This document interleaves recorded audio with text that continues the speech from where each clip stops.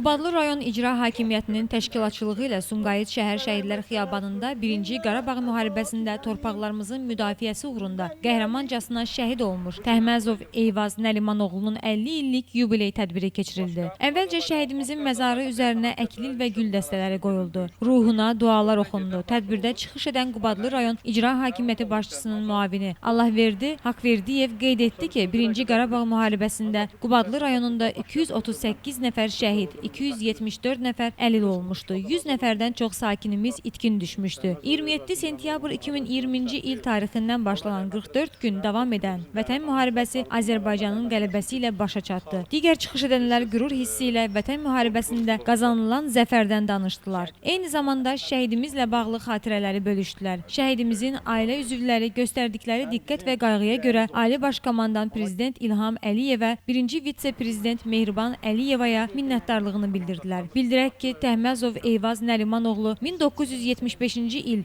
mart ayının 16-sında Zəngəzur mahalı Mehri rayonunun Aqaraq qəsəbəsində anadan olmuşdur. 1988-ci ildə ermənilər tərəfindən silah gücünə doğma ata-baba yurdunu tərk edən ailə Qubadlı rayonuna pənah gətirib İşıqlı kəndində məskunlaşmışdır. Gənc Eyvaz ermənilərdən qisas almaq üçün 1991-ci ildə Qubadlı ərazi özünü müdafiə taboruna daxil olub. 2 il Qubadlının Ermənistanla sərhəd kəndlərində gedən döyüşlərdə, erməni quldurlarına qarşı döyüşlərdə iştirak etmişdir. 1994-cü ilin əvvəllərində düşmənə qarşı başlanan hücum əməliyyatında öndə gedərək vuruşan Eyvaz Nəlimanoğlu Təhməzov ağır və qanlı döyüşdə şəhid olur. Məzarı Sumqayıt şəhərindəki Şəhidlər Xiyabanındadır. Subay idi. Allah bütün şəhidlərimizə rəhmət eləsin.